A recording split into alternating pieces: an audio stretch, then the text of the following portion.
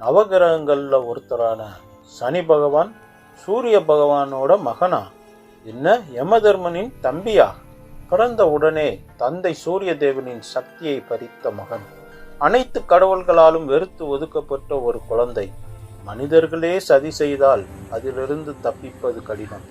ஆனால் தெய்வங்கள் எல்லாம் சேர்ந்து ஒரு குழந்தையை வெறுத்து ஒதுக்கி துரோகம் செய்தால் எப்படி இருக்கும்? அதையெல்லாம் தாண்டி எப்படி சனி பகவான் நவகிரகங்களில் ஒருவராக மாறினார் அப்படிங்கிறதான் நாம இப்ப பார்க்க போறோம். இது சாதாரண தெய்வ கதை இல்லை, பலியிலிருந்து எழுந்த ஒரு தெய்வ குழந்தையின் பயணம். சரி, வாங்க நம்ம வீடியோக்குள்ள போகலாம். சனி பகவானோட பிறப்பின் ரகசியத்தை பற்றி நாம தெரிஞ்சுக்கலாம். சூரிய பகவான் பயங்கரமான ஒளி வீசக்கூடியவர், வெப்பத்தை அதிகமாக வெளியிடக்கூடியவர். அவர் தன்னோட மனைவிக்கு பக்கத்தில் போகும்போது அவரோட சூரியனோட வெப்பத்தை மனைவியான சஞ்சனாவால் தாங்கிக்கவே முடியலை. அதனால் வெப்பத்தை தாங்கிக்கக்கூடிய அளவுக்கு தனக்கு சக்தி வேணும், அதற்காக நான் தவம் செய்ய போகிறேன்னு முடிவு எடுக்கிறாங்க. அப்படி முடிவு எடுக்கும் தருணத்தில் அவங்களுக்கு 2 குழந்தைங்க இருந்தாங்க. அதில் ஒருத்தர் யமதர்மன். அப்போ அவர் யமதர்மன் எல்லாம் ஆகலை, வெறும் யமன் மட்டும்தான் அவரோட பெயர். கூட பிறந்த தங்க ஒருத்தி இருந்தாங்க, அவங்க பேர் யமி. 2 பேருமே ரெட்டை குழந்தைங்க. அவங்கள பார்த்துக்கணும், சூரிய பகவானையும் கவனிச்சுக்கணும். இதுக்கு யாரை விட்டுட்டு போகலாம்னு யோசிக்கிறாங்க. கடைசியில் தன்னோட நிழலுக்கே ஒரு உருவத்தை கொடுக்குறாங்க. அவங்க பேர் தான் சாயா. அவங்க பார்க்குறதுக்கு சஞ்சனா மாதிரியே இருப்பாங்க. அப்போ சஞ்சனா, நான் வர்றது வரைக்கும் என் குடும்பத்தை கவனிச்சுக்கணும்னு சொல்லிட்டு தவம் செய்ய போயிடுறாங்க. அதுக்கப்புறம் சூரிய பகவானும் சாயாவும் இணைகிறாங்க. சூரிய பகவானோட வெப்பம் சாயாவை ஒன்றுமே செய்யலை, ஏன்னா அவங்க ஒரு நிழல். அதனால சூரிய பகவானோட வெப்பத்தை தாங்கிக்கக்கூடிய சக்தி அவங்களுக்கு இருந்துச்சு. இவங்க இணைஞ்சதின் காரணமாக சாயாதேவி ஒரு குழந்தைய பெற்று எடுக்கிறாங்க. அந்த குழந்தை பார்க்க ரொம்ப கொடூரமாக கண்ணங்கரேன்னு கருப்பு கலரில் இருந்துச்சு.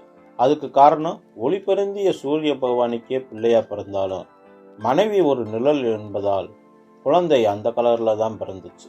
அந்த குழந்தைய பார்த்த சூரிய பகவான் பயங்கரமாக கோபம் அடைகிறாரு. யாருக்கு பிறந்துச்சு இந்த குழந்தை அப்படின்னு கேட்குறாரு. என் குழந்தையா இருந்தால் என்னை போலத்தான் இருக்கும், என் குழந்தையே இல்லை இது அப்படின்னு சண்டை போடுறாரு. இந்த சண்டையில் சாயாதேவி அழுகிறாங்க. அதை பார்த்த குழந்தையால் தாங்கிக்க முடியலை. அந்த நொடியே அதுக்கு காரணம் யாருன்னு பார்க்குறாரு. அவர் பார்த்த அந்த ஒரு பார்வை சூரிய பகவானோட ஒட்டுமொத்த சக்தியுமே அந்த நொடியே அவரை விட்டு போகுது. அப்போ அந்த குழந்தைய பார்த்து சூரிய பகவானே நடுங்க ஆரம்பித்தார்.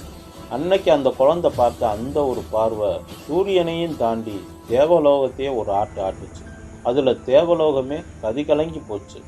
அதில் இருந்து சூரிய பகவான் அந்த குழந்தைய வெறுக்க ஆரம்பித்தார். ஆனால் அந்த குழந்தையோ தாயோட அரவணைப்பில் நல்லபடியாக வளர்ந்துச்சு. அந்த குழந்தைக்கு சனின்னு பேர் வச்சாங்க.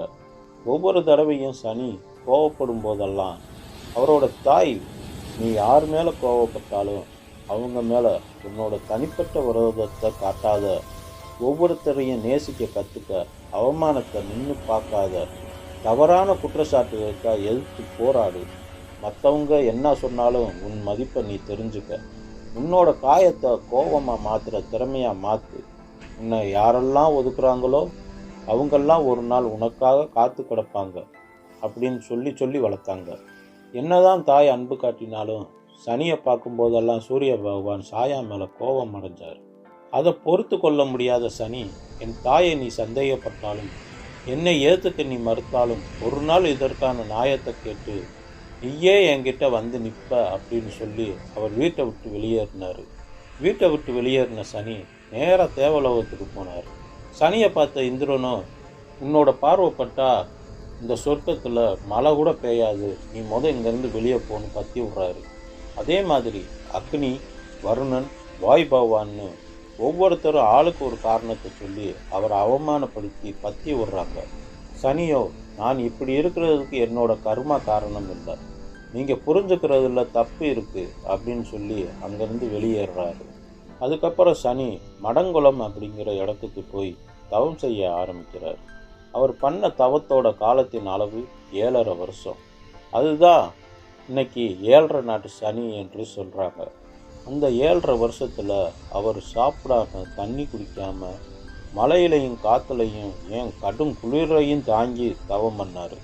அவர் பண்ண தவம் ஒரே ஒரு தெய்வத்தை நோக்கி. அவர்தான் எல்லாம் வல்ல சிவன். கேட்டதையெல்லாம் கேட்டவருக்கு கொடுக்கும் வல்லமை பொருந்தியவர். இறந்தவர்க்கும் உயிரளிக்கும் மாபெரும் சக்தி படைத்தவர். இன்றும் பிரபஞ்சத்தில் அவரை மிஞ்சிய சக்தி என்று ஒருவரும் இல்லை. அதை நன்றாக புரிந்து கொண்ட சனி பகவான் அவரை நோக்கி தவம் செய்தார். அவர் செய்த தவத்தின் வெப்பக்காற்று சொர்க்கத்தை தாக்கியது. தேவலோகத்தில் இருக்கக்கூடிய அத்தனை பேரும் நடுங்குனாங்க. சனியின் தவத்தை கெடுக்க முயற்சி பண்ணாங்க. ஆனால் சனியோட தவத்தை யாராலையும் தடுக்க முடியலை. அவர் செய்த தவத்தின் பலனாக சிவபெருமான் அவரோட கண் முன்னாடி வந்து நின்னார். சிவனை பார்த்த சனி கண் கலங்கினார். சனியை பார்த்த சிவபெருமானோ, உனக்கு என்ன வேணுமோ கேளுன்னு சொல்ல, உலகமெல்லாம் என்னை ஒதுக்குது, எனக்கு ஒரு அங்கீகாரம் வேணும்னு கேட்டார். சிவனோ சிரிச்சுக்கிட்டே, சனி, உன் உடலோ கருப்பு, ஆனால் உன்னோட மனசோ எல்லாரையும் விட சுத்தம். உன்னோட வலியும் அவமானமும் உன்னை ஒரு யோகியா மாற்றியிருக்கு. இன்னையில இருந்து நீ நியாயத்தின் தெய்வமா இருப்ப. தெய்வத்துக்கும் மனிதனுக்கும் நியாயம் வழங்குவார். நல்லவருக்கு உன் பார்வை ஆசி வழங்கும். அதே தீயவர்களுக்கு உன் பார்வை தண்டனை கொடுக்கும். 9 கிரகங்களில் உன்னோட தீர்ப்பு முக்கியமானதாயிருக்கும். அவங்களோட நேரம், வலி, சோதனை அத்தனையுமே நீதான் முடிவு பண்ணுவார் அப்படின்னு சிவன் சொல்ல, அவரை தலை வணங்கி கும்பிட்ட சனி, என் வாழ்க்கைக்கே அடையாளம் தந்தவர் நீங்க தான்னு சொல்லி அன்னைக்கு இருந்து தன்னோட கடமையை கரெக்டாக பண்ணிக்கிட்டு இருக்காரு. ஆணவமும் அகங்காரமும் எங்கெல்லாம் இருக்கோ அங்கே சனி பகவான் தன்னுடைய சுயரூபத்தை காட்டுவார். அதுக்கு ஒரு எடுத்துக்காட்டு யாருன்னு பார்த்தா ஹரிச்சந்திர மகாராஜா. அவர் தன்னோட வாழ்நாளில் பொய்யே பேச மாட்டேன்னு ரொம்ப ஆணவத்தோடும் அகங்காரத்தோடும் இருந்தார். அங்கே சனி பகவானோட சோதனை ஆரம்பமாச்சு. ஹரிச்சந்திரனோ ராஜ்யத்தை இழந்தார். அவரோட செல்வம் எல்லாத்தையும் இழந்தார். கடைசியில் சுடுகாட்டுக்கு அடக்கம் செய்கிற வேலைக்கு வெட்டியானா போனார். அதோட முடிவு ஹரிச்சந்திரனோட அகங்காரம் முழுவதும் அவரை விட்டு போச்சு. சனி பகவானும் அதே மாதிரி அனுமாரை எவ்வளவோ சோதிச்சார். ஆனால் அனுமார் கிட்ட ஈகோங்கிற வார்த்தைக்கே இடம் இல்லை. அதுக்கு மாறா அவர் பிறரிடத்துல அதிகமான அன்பு செலுத்திட்டு இருந்தார். அதனால சனி அனுமார்கிட்ட தோத்தே போனார். சனி மகா தசை கடேசாதி அப்படிங்கிறது சாதாரண தண்டனை இல்லை. மனுஷனுக்குள்ள இருக்கிற தவறு, சோம்பேறித்தனம், அகம்பாவம் எல்லாத்தையும் சுத்தம் செய்யக்கூடிய காலம் அது. சனி பகவான் சொல்றது ஒன்னே ஒண்ணுதான், நான் உங்களை தண்டிக்க வந்தவன் இல்லை, உங்களுக்குள் இருக்கும் பிழையை திருத்திக் கொள்ள நான் கொடுக்கும் ஒரு வாய்ப்பு. அவமானத்தில் எழுந்தவர், தவத்தினால் சக்தியை அடைந்தவர், சிவபெருமானின் ஆசியால் உயர்ந்தவர், உலகத்தில் அனைவருக்கும் நியாயத்தை நடத்துபவர். அவர் நம்ம வாழ்க்கைக்கு சொல்வது ஒன்னே ஒன்றுதான், வலி வந்தால் உடைந்து போகாத, இந்த வலியில் இருந்து உன்னை உருவாக்கு. அதே மாதிரி சனி பகவான் மனுஷனுக்கு செஞ்ச அநியாயம்னு ஒன்று இருக்கு. அது என்னன்னு கேட்குறீங்களா?